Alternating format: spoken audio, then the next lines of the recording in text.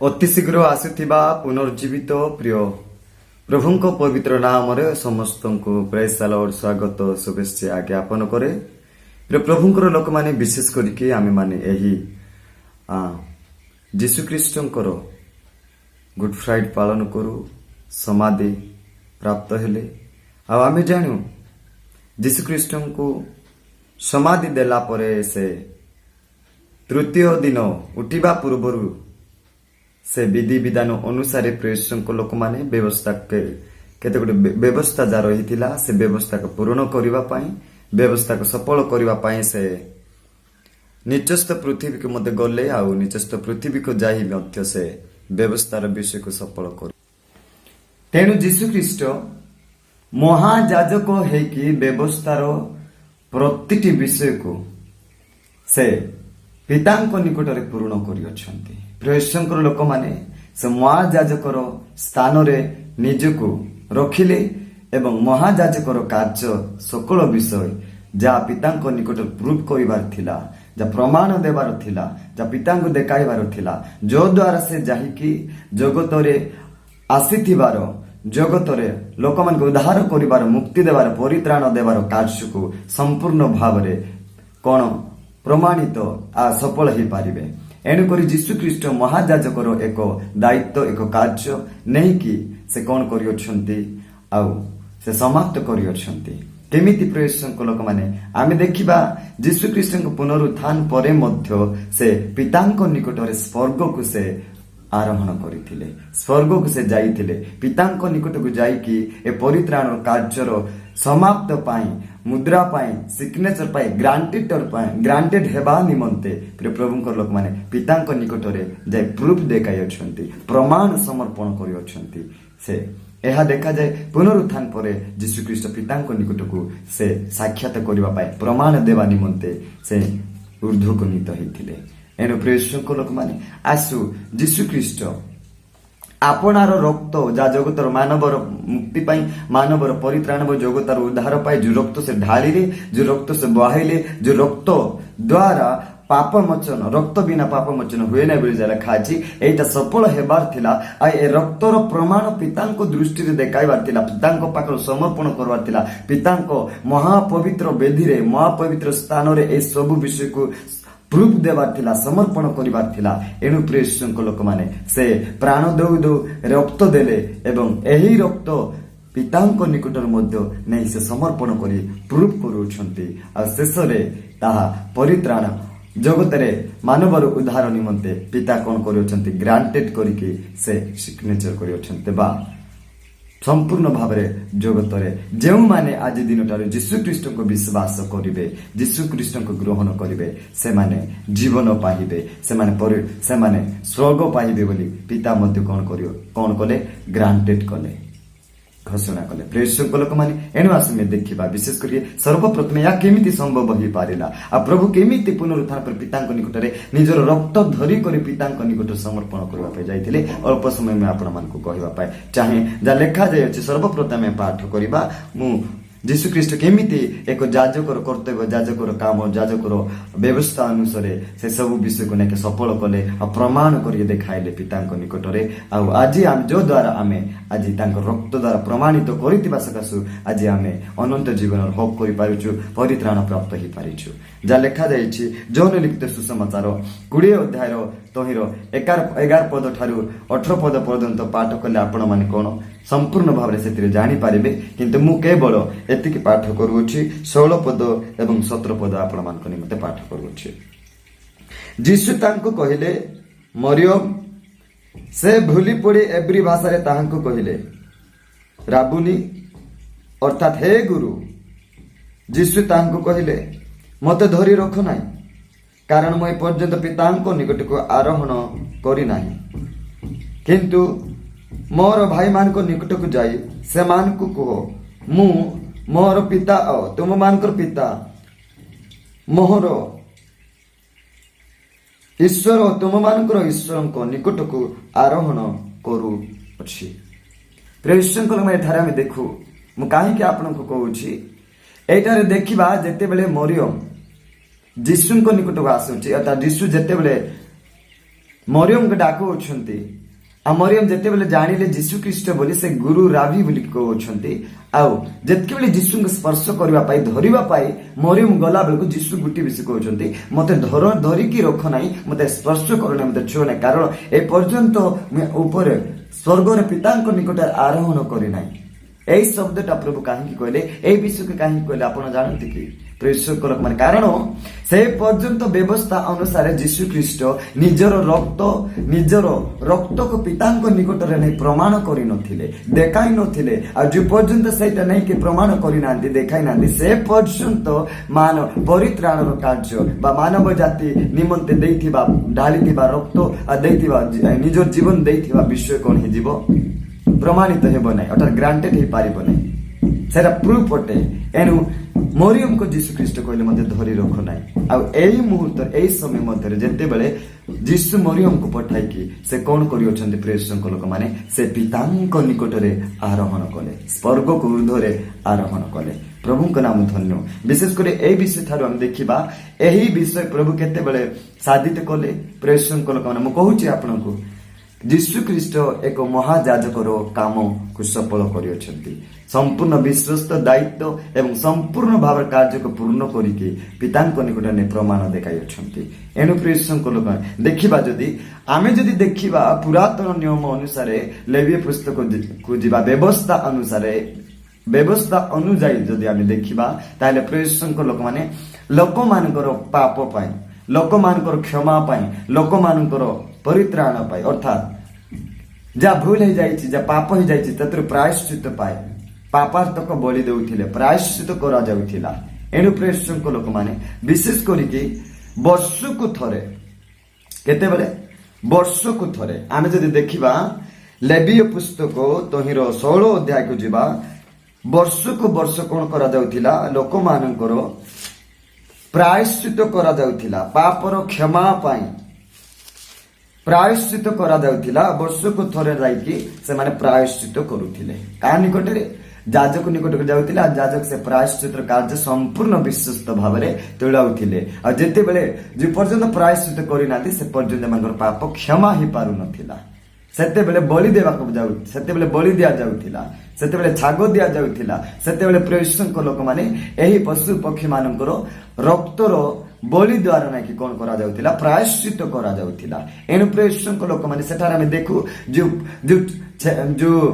छागो जो मेंढा जो पशु पक्षी मानकर जो बलि दिया जाउथिला रक्त बलि दिया जाउथिला सेही ठीक सेमिति प्रेषक लोक माने एठारे मानव जातिर उद्धार निमंते मध्य एठारे देखु जीशु ख्रीस्ट होउचंती ए समस्त नैवेद्य बलिरो शेष अटंती जीशुंकर बलि द्वारा आ तांकर रक्त द्वारा मध्य आमे क्षमा पाइलु उद्धार पाइलु आ संपूर्ण भाव में मुक्ति पाइ अछु एई काम को जीशु ख्रीस्ट समाप्त कले केमिति देखिबा लेवी पुस्तक 16 अध्याय तैरो मु पढुची 34 पद एठारे एई प्रकार लिखा जाय देखंतु पुणी इस्राएल संतानगण निमंते सेमानकर समस्त पाप सकाशु वर्ष मध्यरे एक थर प्रायश्चित करिवार तुम मानक प्रति अनंतकालीन विधि हेबा हेतु विधि हेबो तहु से मसांक प्रति सदा प्रभु आज्ञा अनुसार कर्म कले प्रभु लोक ठारे विधि दिया जाइथिला केमिति प्रत्येक पाप सेमानकर पाप भूल ए समस्त विषय ठारू क्षमा पाइबा पाई पापर मोचन हेबा पाई वर्षको थरे केवल कोन करूथिले से माने प्रायश्चित बलि देउथिले प्रायश्चित बलि करा जाउथिला आ ताहा केमिति करा जाउथिले प्रेषक लोक माने एठारे हम जदि देखिबा विशेष करिकि आ एई बलि को जीशु ख्रीस्ट पुरातन नियम मध्यरे ना कि कोन करियछंती एकाथर को संपूर्ण भाव में ए बलि को नहीं से एकाथर को बलि ही अछंती निजे आ बलि करबा को पड़ी छागर बलि दरकार नहीं छेलीर बलि दरकार नहीं ए प्रकार कौन से काप्तार बलि पारवार बलि ए सब बलि नहीं कि आउ ए मानकर बलिर रक्त आउ आवश्यकता पड़े नहीं पाप क्षमा पाई एनु प्रेषक लोक माने पुरातन नियम मध्य नहीं ए सब व्यवस्था करा जाउतिला आ जाजक ସେଠାରେ ଗୋଟେ ପ୍ରାୟଶ୍ଚିତ୍ର ବଳି ଗୋଟେ ଥିଲା ଆଉ ପାପାର୍ଥକ ବଳି ଗୋଟେ ଥିଲା। ପାପାର୍ଥକ ବଳି ଯାଜକ ପରିବାର ପାଇଁ ନିଜର ବ୍ୟକ୍ତିଗତ ପାଇଁ ପାପାର୍ଥକ ବଳି ଦିଆଯାଉଥିଲା ଆଉ ପ୍ରାୟଶ୍ଚିତ୍ର ବଳି ସମଗ୍ର ଇସ୍ରାଏଲ ଲୋକମାନଙ୍କ ନିମନ୍ତେ ବର୍ଷକୁ ଥରେ ଏହି ବଳି ଉତ୍ସର୍ଗ କରାଯାଉଥିଲା। ତେଣୁ ସେ କଣ କରୁଥିଲେ, ଏ ସମସ୍ତ ବିଷୟ ନେଇ ସେ କଣ ମନ୍ଦିରରେ ଯାଉଥିଲେ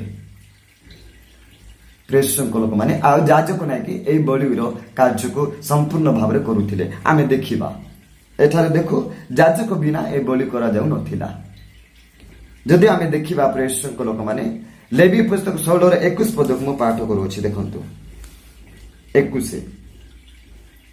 ପୁଣି ହାରଣ ସେହି ଜିଅନ୍ତା ଛାଗର ମସ୍ତକରେ ଆପଣା 2 ହସ୍ତ ନିର୍ଭର ଦେଇ ତା ଉପରେ ଇସ୍ରାଏଲ ସନ୍ତାନଗଣର ସମସ୍ତ ଅପରାଧ ଓ ସମସ୍ତ ଅଧର୍ମ ଓ ସମସ୍ତ ପାପ ସ୍ୱୀକାର କରିବ ଆଉ ତାହା ସବୁ ସେହି ଛାଗର ମସ୍ତକରେ ଅର୍ପଣ କରି ପ୍ରସ୍ତୁତ ଥିବା ମନୁଷ୍ୟ ହସ୍ତରେ ତାହାକୁ ପ୍ରାନ୍ତରକୁ ପଠାଇ ଦେବ। ପ୍ରେଷଙ୍କ ଲୋକମାନେ ଏଠାରେ ଆମେ ଦେଖନ୍ତୁ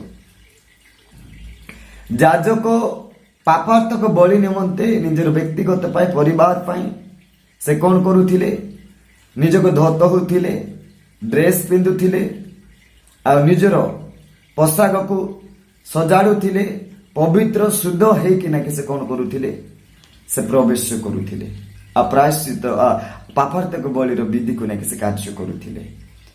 ଆମେ ଯଦି ନୂତନ ନିୟମରେ ଦେଖିବା ଯୀଶୁ ଖ୍ରୀଷ୍ଟଙ୍କ ମଧ୍ୟ ଯୀଶୁ ଯୋଉ ବସ୍ତ୍ର ପିନ୍ଧିଥିଲେ ପ୍ରେଷଙ୍କ ଲୋକମାନେ ସେ ବସ୍ତ୍ର କାଢି ଦେଇ ଆଉ ଅନ୍ୟ ଏକ ବସ୍ତ୍ର ଯା ଆମେ ଲେଖାଯାଇଛି ବାଇବେଲରେ କୃଷ୍ଣ ଲୋହିତ ବର୍ଣ୍ଣ ବସ୍ତ୍ରକୁ ନେଇକି ପରିଧାନ କରାଇଲେ ପ୍ରଭୁଙ୍କ ଲୋକମାନେ। ଆଉ ଏଇ ବିଷୟ ଯେତେବେଳେ ହଉଥିଲା ଏହି ଯୋଉ ଛାଗକୁ ଛାଡି ଦେଉଥିଲେ ତାର ଉପରେ ସମସ୍ତଙ୍କର ପାପ, ସମସ୍ତଙ୍କର ଅପରାଧ, ସମସ୍ତଙ୍କ ତ୍ରୁଟି, ସମସ୍ତଙ୍କ ଭୁଲ, ସମସ୍ତଙ୍କର ଅଭିଶାପ ତା ମୁଣ୍ଡରେ ତା ମସ୍ତକରେ ଲଦି ନାକି ତାକୁ ନାକି ଛଡା ଯାଉଥିଲା। ଏଠାରେ ଦେଖୁ ପ୍ରେଷଙ୍କ ଲୋକମାନେ ନୂତନ ନିୟମରେ ସମଗ୍ର ଜଗତର ପାପ, ସମଗ୍ର ଜଗତର ଅପରାଧ, ସମଗ୍ର ଜଗତ ମାନବ ଜାତିର ଏହି ସମସ୍ତ ପାପର ଭାରକୁ ଯୀଶୁଙ୍କ ଉପରେ ବହନ କରିବାକୁ ପଡିଲା।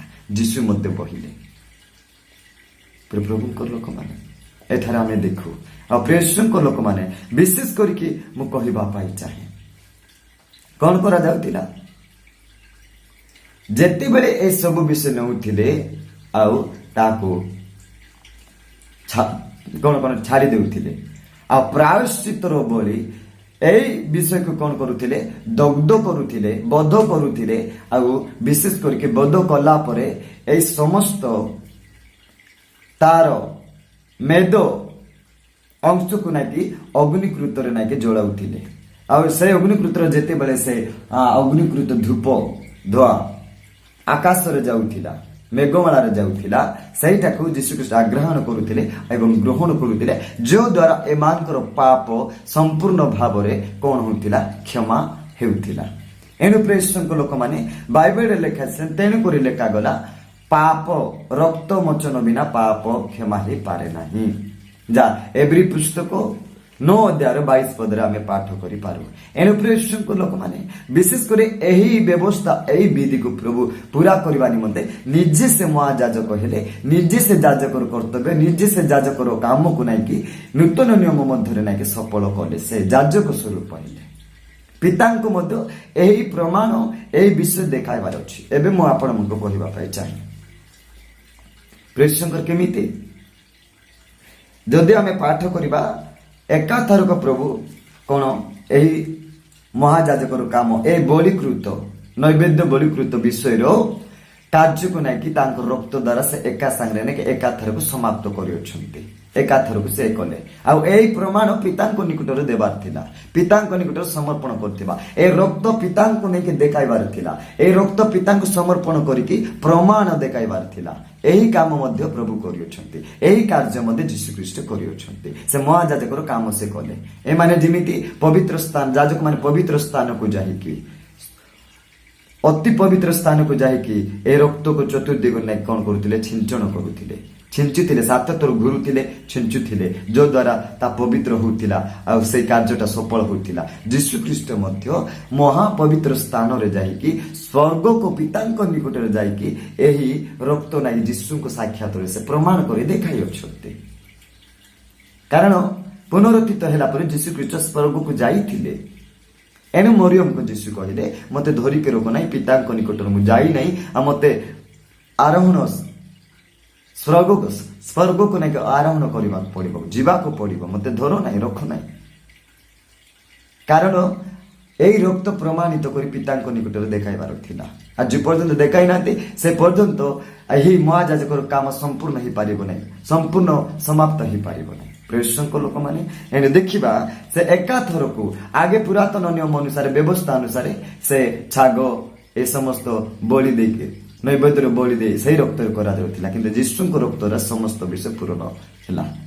ଏଠାରେ ଯଦି ଆମେ ଦେଖିବା ଏବ୍ରୀ ପୁସ୍ତକ 10 ଅଧ୍ୟାୟ 26 ପଦରେ ଗୋଟେ ବିଷୟ ଲେଖାଯାଇଛି। ଏବ୍ରୀ ପୁସ୍ତକ 10 ଅଧ୍ୟାୟ 26 ପଦ, ଏବ୍ରୀ ପୁସ୍ତକ 10 ଅଧ୍ୟାୟ 26 ପଦ। କାରଣ ସତ୍ୟ ଜ୍ଞାନ ଲାଭ କରିବା ପରେ ଯଦି ଆମ୍ଭେମାନେ ସଚ୍ଚାପୂର୍ବକ ପାପ କରିଥାଉ ତେବେ ପାପାର୍ଥକ ବଳି ଆଉ ଅବଶିଷ୍ଟ ନ ଥାଏ। ପ୍ରେଷଙ୍କ ଲୋକମାନେ ଏହି ବର୍ତ୍ତମାନ ବିଷୟରେ ଆମେ ପିତା ଯୀଶୁଖ୍ରୀଷ୍ଟ ଆମଙ୍କର ପାପ ପାଇଁ ଯୋଉ ରକ୍ତ ଢାଳିଲେ ଆଉ ଆମମାନଙ୍କୁ ପରିତ୍ରାଣ ଦେଇଅଛନ୍ତି। ଆମେ ଯଦି ନିଜ ଇଚ୍ଛାରେ ପାପ କରୁ ଆଉ ଏହି ପ୍ରକାର ପାପକୁ ମୋଚନ କରିବା ପାଇଁ, ପାପକୁ ଧୌତ କରିବା, ପାପକୁ ଆଉ ଉଦ୍ଧାର କରିବା, ଆମମାନଙ୍କୁ ଉଦ୍ଧାର କରିବା ପାଇଁ ଆଉ ବଳି ଅବଶିଷ୍ଟ ରକ୍ତ ହିଁ ନାହିଁ। କେବଳ ଯୀଶୁଙ୍କ ରକ୍ତ ଥରେ ମାତ୍ର କରାଯାଇଛି। ପ୍ରଭୁଙ୍କ ନାମ ଧନ୍ୟ ହଉ। ଆଉ ଯଦି ଆମେ ପାଠ କରିବା ଏବ୍ରୀ ପୁସ୍ତକ 10 ଅଧ୍ୟାୟ ତାର 10ରୁ 13 ପଦ ପର୍ଯ୍ୟନ୍ତ ପାଠ କଲେ ଆମେ ଜାଣିପାରିବା। ମୁଁ କେବଳ ପାଠ କରୁଅଛି। ପ୍ରେଜ୍ ଦ ଲର୍ଡ, ହାଲେଲୁୟା। ଏବ୍ରୀ ପୁସ୍ତକ 10 ଅଧ୍ୟାୟ 10 ପଦ ଠାରୁ ଆମେ 13 ପଦ ପର୍ଯ୍ୟନ୍ତ ପାଠ କଲେ ଆମେ ଜାଣିପାରିବା।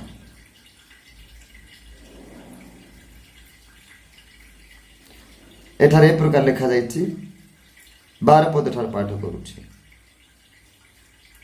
ମାତ୍ର ସେ ପାପ ନିମନ୍ତେ କେବଳ ଏକ ବଳି ଉତ୍ସର୍ଗ କଲା ଉତ୍ତାରେ ଈଶ୍ୱରଙ୍କ ଦକ୍ଷିଣ ପାର୍ଶ୍ୱରେ ଚିରକାଳ ପାଇଁ ଉପବେଶନ କଲେ। ସେହି ଦିନାବଧି ତାହାଙ୍କର ଶତ୍ରୁମାନେ ତାହାଙ୍କ ପାଦପୀଠ କରାଯାଇ ନଥିବା ପର୍ଯ୍ୟନ୍ତ ସେ ଅପେକ୍ଷା କରୁଅଛନ୍ତି। କାରଣ କେବଳ ଏକ ବଳିର ଉତ୍ସର୍ଗ ଦ୍ୱାରା ସେ ପବିତ୍ରକୃତ ହେଇଥିବା ଲୋକମାନଙ୍କୁ ଚିରକାଳ ପାଇଁ ସିଦ୍ଧ କରିଅଛନ୍ତି। ପ୍ରଭୁଙ୍କ ନାମ ଗୌରବ, ପ୍ରଭୁ ଗୌରବ ମହିମା ପାଆନ୍ତୁ। ଆଉ ଦେଖନ୍ତୁ ପ୍ରେଷଙ୍କର ଲୋକମାନେ 17-18ରେ ଲେଖାଯାଏ, ସେମାନଙ୍କର ପାପ ସେମାନଙ୍କ ଅପରାଧ ସବୁ ଆମ୍ଭେ ସ୍ମରଣ କରିବା ନାହିଁ। ଏହି ସମସ୍ତ ମୋଚନ ହେବା ସ୍ଥଳେ ପାପ ନିମନ୍ତେ ଆଉ ବଳି ଉତ୍ସର୍ଗ କରିବା ଅନାବଶ୍ୟକ ଅଟେ। ଏଣୁ ପ୍ରେଷଙ୍କ ଲୋକମାନେ ପ୍ରଭୁଙ୍କ ନାମ ଗୌରବ। ପ୍ରଭୁ ଯୀଶୁଖ୍ରୀଷ୍ଟ ଏକାଥର ପାଇଁ ପ୍ରତ୍ୟେକ ମାନବ ଜାତିର ପାପର ଉଦ୍ଧାର ନିମନ୍ତେ ରକ୍ତ ଦ୍ୱାରା ପାପ ମୋଚନ କରିଅଛନ୍ତି। ଏଣୁ ସେ ଯାଜକର କାର୍ଯ୍ୟ କଲେ, ଯାଜକର ବିଶ୍ୱସ୍ତ ଭାବରେ ସେ ପୂରଣ କରିଅଛନ୍ତି। ଆଉ ବିଶେଷ କରି ମୁଁ କହିବା ପାଇଁ ଚାହେଁ, ଆଉ ଯୀଶୁଖ୍ରୀଷ୍ଟ ପିତାଙ୍କ ନିକଟକୁ କେତେବେଳେ ଗଲେ? ଯେତେବେଳେ ଯୀଶୁଖ୍ରୀଷ୍ଟ ପାତାଳକୁ ଗଲେ, ନିଜସ୍ଥ ପୃଥିବୀକୁ ଗଲେ, ରକ୍ତ ସହିତ ଗଲେ, ଚର ସହିତ ଗଲେ, ନହଙ୍କ ସମୟରେ ଜଳ ପ୍ଲାବନ ଦ୍ୱାରା ମରିଯାଇଥିବା ସେହି ଆତ୍ମା ମାନେ ପାରାଦେଶ ମଧ୍ୟରେ ବନ୍ଦିତ ଅବସ୍ଥାରେ ଥିଲେ। ସେମାନେ ପିତାଙ୍କର ଯୀଶୁଖ୍ରୀଷ୍ଟଙ୍କ ରକ୍ତ ଯେ ପର୍ଯ୍ୟନ୍ତ ସେମାନଙ୍କ ଉପରେ ଯାଇ ଛିଞ୍ଚନ କରାଯାଇନି, ଆଉ ରକ୍ତ ଦ୍ୱାରା ମୁକ୍ତ କରାଯାଇନି, ସେ ପର୍ଯ୍ୟନ୍ତ ସେମାନେ ମୁକ୍ତ ହେଇପାରିବେ ନାହିଁ। ସେମାନେ ଯୀଶୁଖ୍ରୀଷ୍ଟଙ୍କର ଅପେକ୍ଷାରେ ଥିଲେ। ଯୀଶୁ ରକ୍ତ ସହିତ ଗଲେ, ତାପରେ ରକ୍ତ ସହିତ ଯାଇ ସେମାନଙ୍କ ଉପରେ ରକ୍ତ ଛିଞ୍ଚିଲେ, ସେମାନଙ୍କୁ ଏ ବନ୍ଦୀ ଆତ୍ମା ମାନଙ୍କୁ ଧରିଲେ, ଆଉ ପୁନର୍ବାର ସେ ବିଶେଷ କରିକି ଏହି ପାରାଦେଶ ପାତାଳ ବା ନର୍କର ସାଇଟରେ ଥିଲା, ଅଳ୍ପ ଦୂରରେ ସାଇଟରେ ଥିଲା, ତାକୁ ପାରାଦେଶ କୁହାଯାଇଛି। ଆଉ ଯେତେବେଳେ ବନ୍ଦୀ ଆତ୍ମା ମାନଙ୍କୁ ନିଜର ବନ୍ଧନରେ ବାନ୍ଧିକି ଉର୍ଦ୍ଧ୍ୱକୁ ସେ ଆଣୁଛନ୍ତି, ସେତେବେଳେ ସେହି ପାରାଦେଶକୁ ପାରାଦେଶ ସହିତ ମଧ୍ୟ ନାହିଁ ସେ ଉର୍ଦ୍ଧ୍ୱକୁ ଆଣିଲେ ବନ୍ଦୀ ଆତ୍ମା ସହିତ। ସେତେବେଳେ ପାରାଦେଶ ସ୍ୱର୍ଗର ଉଦ୍ୟାନ, ଏବେ ସ୍ୱର୍ଗର ଉଦ୍ୟାନ ଅଟେ, ସେତେବେଳେ ପାରାଦେଶ ନର୍କର ସାଇଟରେ ଥିଲା। ସେ ପାରାଦେଶକୁ ଧରିକି ସେ ସ୍ୱର୍ଗର ଉଦ୍ୟାନରେ ସ୍ଥାପିତ କରାଯାଇଛି। ସେଠାରେ ବନ୍ଦୀ ଆତ୍ମା ମାନଙ୍କୁ ରଖାଯାଇଛି। ବନ୍ଦୀ ଆତ୍ମା ମାନଙ୍କୁ ମଧ୍ୟ ସେ କଣ କଲେ ବନ୍ଧନରୁ ବାନ୍ଧିକି ରକ୍ତ ଛିଞ୍ଚନ କରି ଉଦ୍ଧାର କଲେ। ନେଇ ତ ଗଲେ ପ୍ରେସଙ୍କ ଲୋକମାନେ। ଏବେ ବିଶେଷ କରି ଏ ବନ୍ଦୀ ଆତ୍ମା ମାନେ ବି ଅଛନ୍ତି ଯୀଶୁ ଖ୍ରୀଷ୍ଟ ମିଶା ପିତାଙ୍କ ନିକଟରେ ଏ ସେଇ ରକ୍ତ ନେଇକି ପ୍ରମାଣ କରାଇବାର ଅଛି। ଏଣୁ ପ୍ରଭୁଙ୍କ ଲୋକମାନେ ମରିୟମକୁ ଯୀଶୁ କହିଲେ ମତେ ଧରି ରଖ ନାହିଁ, ପିତାଙ୍କ ନିକଟରେ ମୁଁ ଆରୋହଣ କରିବାର ଅଛି। ପ୍ରଭୁଙ୍କ ନାମ ଗୌରବ। ଆଉ ଦେଖନ୍ତୁ ଯୀଶୁ ଖ୍ରୀଷ୍ଟ ରକ୍ତ ଧରି ପିତାଙ୍କ ନିକଟରେ ସେ ଯାଇଅଛନ୍ତି, ସମର୍ପଣ କରିଅଛନ୍ତି। ଯାଜକର କାମ ସେ ସମ୍ପୂର୍ଣ୍ଣ ଭାବରେ ତୁଲାଇ ଅଛନ୍ତି। ଦେଖିବା ପ୍ରେସଙ୍କ ଲୋକମାନେ ବିଶେଷ କରିକି ଲେଖାଯାଇଛି ଏପିସିଓ ପୁସ୍ତକ ତହିଁର 4 ଅଧ୍ୟାୟକୁ ଆମେ ଯିବା। ସେ ପିତାଙ୍କ ନିକଟରେ ତୃତୀୟ ସ୍ୱର୍ଗ ପର୍ଯ୍ୟନ୍ତ ସେ ରକ୍ତ ଧରିକି ପିତାଙ୍କୁ ପ୍ରମାଣ ଯାଇ ଦେଖାଇ ଅଛନ୍ତି। ଦେଖିବା ତୃତୀୟ କେମିତି ପିତାଙ୍କ ନିକଟରେ ତୃତୀୟ ସ୍ୱର୍ଗ ପର୍ଯ୍ୟନ୍ତ ରକ୍ତ ଧରି ଯାଇ ପ୍ରମାଣ ଦେଖାଲେ। ଏପିସିଓ 4 ଅଧ୍ୟାୟ ତହିଁର 8 ପଦ ଠାରୁ 10 ପଦ ପର୍ଯ୍ୟନ୍ତ ଆମେ ପାଠ କରିବା। ପ୍ରଥମରେ ଆମେ ପାଠ କରୁଅଛି, ଦେଖନ୍ତୁ 10 ପଦକୁ। ସେ ଅବତରଣ କରିଥିଲେ କୋଉଠି? ନିଜସ୍ୱ ପୃଥିବୀରେ, ପାତାଳରେ, ନର୍କରେ ବନ୍ଦୀ ଆତ୍ମା ମାନଙ୍କୁ ମୁକୁଳାଇଲେ, ରକ୍ତ ଦ୍ୱାରା ଛିଞ୍ଚନ କଲେ। ଆଉ ନର୍କରେ ମଧ୍ୟ ଯାଇକି ମାନବର ଜାତିର ପାପର ବେତନ ସେଠି ସମ୍ପୂର୍ଣ୍ଣ ଭାବରେ ଛାଡିକି ସେ ପବିତ୍ର ହେଇଥିବା ସକାଶେ ନର୍କ ତାଙ୍କୁ ଧରି ରଖି ପାରିଲାନି, ନର୍କ ସ୍ପର୍ଶ କରିପାରିଲାନି, ନର୍କ ଟର୍ଚର କରିପାରିଲାନି, ନର୍କ ତାଙ୍କୁ ଆଘାତ ଯନ୍ତ୍ରଣା ଦେଇ ପାରିଲାନି। କିନ୍ତୁ ସେ ପବିତ୍ର ଥିବା ସକାଶୁ ସେ ସମ୍ପୂର୍ଣ୍ଣ ଭାବରେ ନାଇକି ସେ କଣ ହେଲେ ନର୍କ ଠାରୁ ଉଠି ଆସିକି ନର୍କ ଠାରୁ ସେ ଆସିଲେ, ବନ୍ଦୀ ଆତ୍ମା ମାନଙ୍କୁ ଧରିଲେ ଆଉ ନିଜ ବନ୍ଧନରୁ ବାନ୍ଧି ନେଇକି ସେ ଉର୍ଦ୍ଧ୍ୱକୁ ଆସିଅଛନ୍ତି। ଦେଖିଏ ଏଠାରେ ଦେଖନ୍ତୁ, ଯେ ଅବତରଣ କରିଥିଲେ ସେ ଯେପରି ସମସ୍ତ ବିଷୟ ପୂର୍ଣ୍ଣ କରନ୍ତି, ସବୁ ବ୍ୟବସ୍ଥାର ବିଷୟ ପୂର୍ଣ୍ଣ କରିପାରିବେ। କାହିଁକି? ମହାଯାଜକ ଯୀଶୁ ଖ୍ରୀଷ୍ଟ ଅଟନ୍ତି, ମହାଯାଜକ ହିଁ ଅଛନ୍ତି। ସବୁ ବ୍ୟବସ୍ଥାକୁ ଯେପରି ପୂର୍ଣ୍ଣ କରିପାରନ୍ତି, ଏଥିପାଇଁ ସେ ମଧ୍ୟ ସମସ୍ତ ସ୍ୱର୍ଗର ଉର୍ଦ୍ଧ୍ୱକୁ ଆରୋହଣ କଲେ। ପ୍ରେସଙ୍କ ଲୋକମାନେ ସମସ୍ତ ସ୍ୱର୍ଗର ଉର୍ଦ୍ଧ୍ୱର ଆରୋହଣ କଲେ, ଯୋଉଠାରେ ପିତା ଅଛନ୍ତି, ଯୋଉଠାରେ ପିତାଙ୍କ ନିକଟରେ ଯୋଉ ସ୍ତର ଅଛି ନା, ମହାପବିତ୍ର ସ୍ଥାନକୁ ଯାଇଥିଲେ, ଯୋଉଠାରେ ପିତା ରହୁଛନ୍ତି। ପିତାଙ୍କ ନିକଟରେ ଉର୍ଦ୍ଧ୍ୱକୁ ନେଇକି ସେ କଣ କଲେ? ସେ ଗଲେ। କଣ ଧରିକି ଗଲେ? ଆପଣା ହସ୍ତରେ ଆପଣାର ରକ୍ତ ଧରିକି, ରକ୍ତ ଘେନିକି ପିତାଙ୍କ ନିକଟରେ ନେଇ ଦେଖାଉଛନ୍ତି କି ପିତା ମତେ ଯୋଉ ମାନବ ଜାତି ମାନଙ୍କ ନିମନ୍ତେ ଯୋଉ ପାପର ରକ୍ତ ବିନା ପାପ ମୋଚନ ହୁଏ ନାହିଁ, ଏହି ବ୍ୟବସ୍ଥା ସଫଳ କରିବା ପାଇଁ ଆଉ ମୁଁ ମେଷ ହେଇକି, ମୁଁ ଚାଗ ହେଇକି ଏହି ମାନବ ଜାତି ଲୋକମାନଙ୍କ ପାଇଁ ଯୋଉ ମୋର ରକ୍ତ ଢାଳିକି ସେ ରକ୍ତ ଢାଳି ଉଦ୍ଧାର ଦେଇଅଛି, ପରିତ୍ରାଣ ମୁକ୍ତି ହେବାର କାର୍ଯ୍ୟକୁ ସମ୍ପୂର୍ଣ୍ଣ ଭାବରେ କରିକି ଏହି ପ୍ରମାଣ ମୁଁ ତୁମ ନିକଟରେ ଆଣିକି ସମର୍ପଣ କରୁଅଛି, ଦେଉଅଛି। ପିତାଙ୍କ ନିକଟରେ ସମର୍ପଣ କଲେ। କାରଣ ପ୍ରେସଙ୍କ ଲୋକମାନେ କାହିଁକି? ପିତାଙ୍କୁ ପ୍ରମାଣ ଦରକାର ଥିଲା। ପିତାଙ୍କୁ ପ୍ରମାଣ ନ କଲେ ତା ଗ୍ରାଣ୍ଟେଡ କେବେ ହେଇନଥାନ୍ତା, ଗ୍ରହଣ ଯୋଗ୍ୟ ହେଇନଥାନ୍ତା। ଆଜି ପିତାଙ୍କୁ ପ୍ରମାଣ ନ କରିଥିଲେ ପ୍ରେସଙ୍କର ଲୋକମାନେ ଆଜି ପିତାଙ୍କ ଠାରୁ ଆଜି ଏହି ପ୍ରକାର ଅନୁମତି ମିଳିନଥାନ୍ତା ଯେ ଯୀଶୁଙ୍କୁ ବିଶ୍ୱାସ କରିବ, ଯେ ଗ୍ରହଣ କରିବ, ଯେ ମାନିବ, ସେ ଜୀବନ ପାଇବ, ସେ ସ୍ୱର୍ଗକୁ ପାଇବ ବୋଲି ପିତା କେବେ ମଧ୍ୟ କହିନଥାନ୍ତେ, ଗ୍ରାଣ୍ଟେଡ କରିଥିଲେ। ଏଣୁ ବର୍ତ୍ତମାନ ଯେ ଯୀଶୁଙ୍କୁ ବିଶ୍ୱାସ କରି ସେ ଜୀବନ ପାଏ, ଯେ ଯୀଶୁଙ୍କୁ ଗ୍ରହଣ କରେ ଯୀଶୁଙ୍କୁ ପାଏ, ସେ ସ୍ୱର୍ଗକୁ ପାଏ। ଏହି ବିଷୟ, ଏ ଆଶା, ଏ ଭରସା ଆଜି ଆମେ ହକରେ କହିପାରୁଛୁ। ଏଣୁ ପିତାଙ୍କ ନିକଟରେ ଯୀଶୁ ରକ୍ତ ଧରିକି ଗଲେ। ଦେଖନ୍ତୁ ପ୍ରେସଙ୍କର, କାହିଁକି ସେଇଟା ମହା ପବିତ୍ର ସ୍ଥାନ, ଏ ଯାଜକ ଭାବରେ ଯାଇଅଛନ୍ତି। ଆକ୍ଷରିକ ଭାବରେ ଆମର ଦେଶ ଅନୁସାରେ ଯଦି ଆମେ ଦେଖିବା, ସରକାର ରୀତିବିଧି ଅନୁସାରେ ଅଦାଲତର ଯେ ପର୍ଯ୍ୟନ୍ତ ପ୍ରମାଣ ସଠିକ ମିଳିନାହିଁ, ସେ ପର୍ଯ୍ୟନ୍ତ ଅଦାଲତର ବିଚାରକର୍ତ୍ତା ସେ କଣ କରିପାରିବ ନାହିଁ? ଅନୁମତି ଦେଇପାରିବ ନାହିଁ ବା ସଠିକ ଭାବରେ ବିଚାର କରିପାରିବ ନାହିଁ। ପ୍ରୁଫ ଯେ ପର୍ଯ୍ୟନ୍ତ ଦେଖିନାହିଁ, ସେ ପର୍ଯ୍ୟନ୍ତ କୋଉଟା ଠିକ କୋଉଟା ଭୁଲ ସେ ବିଚାର କରିପାରେ ନାହିଁ। ଏଣୁ ତାକୁ ପ୍ରୁଫ ଦରକାର, ତାକୁ ପ୍ରମାଣ ଦରକାର। ଠିକ ସେମିତି ଯୀଶୁ ଖ୍ରୀଷ୍ଟ ଯାଜକ ପିତାଙ୍କ ନିକଟରେ ଗଲେ, ଆପଣାର ରକ୍ତ ଦେଖାଇଲେ। ଆଉ ପିତା ଯେତେବେଳେ ଆପଣାର ଯୀଶୁଙ୍କ ରକ୍ତ ଦେଖିଲେ, ଆଉ ସେତେବେଳେ ଯୀଶୁ ଖ୍ରୀଷ୍ଟ ଏ ରକ୍ତ ଦ୍ୱାରା କଣ କଲେ? ମୁଦ୍ରା କଲେ, ଅନୁମତି ଦେଲେ, ଗ୍ରାଣ୍ଟେଡ କଲେ, ରାଇଟ ସକଳ ମାନବ ଜାତିର ପରିତ୍ରାଣ ପାଇଁ ଯୋଉ କାର୍ଯ୍ୟ କରିବାର ଥିଲା ବ୍ୟବସ୍ଥା ଅନୁସାରେ ସବୁ କିଛି ଆପଣାର ରକ୍ତ ଦେଇ ସମ୍ପୂର୍ଣ୍ଣ ଭାବରେ ପୁତ୍ର ସମାପ୍ତ କରିଅଛି, ସଫଳ କରିଅଛି।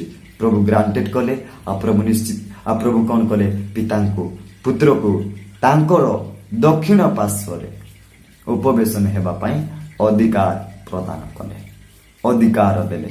ଆଉ ବର୍ତ୍ତମାନ ଯୀଶୁଖ୍ରୀଷ୍ଟ ଅଧିକାର ପାଇଅଛନ୍ତି, ଯାଜକର କାର୍ଯ୍ୟକୁ ସଫଳ କଲେ ଆଉ ଅଧିକାର ପାଇଅଛନ୍ତି। ବର୍ତ୍ତମାନ ସେ ବିଚାରକର୍ତ୍ତା ହେଇକି ନିଶ୍ଚିତ ଭାବରେ ଜଗତର ସମସ୍ତ ମାନବ ଜାତିକୁ ସେ ଆପଣାର ରକ୍ତ ଢାଳି ଉଦ୍ଧାର କରିଥିବା ସକାଶୁ ଜଗତର ସମସ୍ତ ମାନବ ଜାତିକୁ ପାପ ପ୍ରତି ବିଚାର ଦିନରେ ନିଶ୍ଚିତ ଭାବରେ ବିଚାର ସ୍ଥାନ ସେ ବିଚାର କରିବେ।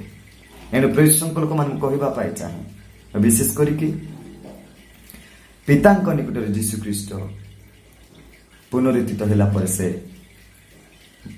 ଆପଣା ରକ୍ତ ଘେନିକି ଯାଇ ପ୍ରମାଣ କରିଅଛନ୍ତି, ଦେଖାଇଅଛନ୍ତି। ଏଣୁ ମରିୟମକୁ କହିଲେ, ଆଉ ମତେ ଧରିକି ରଖ ନାହିଁ, କାରଣ ପିତାଙ୍କ ନିକଟରେ ସେ ରକ୍ତ ଧରିକି ପ୍ରମାଣ କରିବା ପର୍ଯ୍ୟନ୍ତ ନ କରିବା ପର୍ଯ୍ୟନ୍ତ ସେ କାହାର ସ୍ପର୍ଶ କରାଇଲେ ନାହିଁ। ସେ ଗଲେ, ପିତାଙ୍କୁ ସାକ୍ଷାତ କଲେ, ଆଉ ସେ ଫେରି ଆସିଲେ। ଆଉ ପ୍ରିୟ ଈଶ୍ୱରଙ୍କ ଲୋକମାନେ ଆପଣଙ୍କର ଭାଇମାନଙ୍କୁ, ଶିଷ୍ୟମାନଙ୍କୁ ସମସ୍ତଙ୍କୁ ପୁନର୍ବାର ସେ ଦେଖା କଲେ, ଦର୍ଶନ ଦେଲେ। ଆଉ ଯେତେବେଳେ ସମୟ ଆସିଲା ସମସ୍ତଙ୍କ ସାକ୍ଷାତରେ ପୁନର୍ବାର ସେ ସ୍ୱର୍ଗକୁ ସ୍ୱର୍ଗାରୋହଣ କଲେ।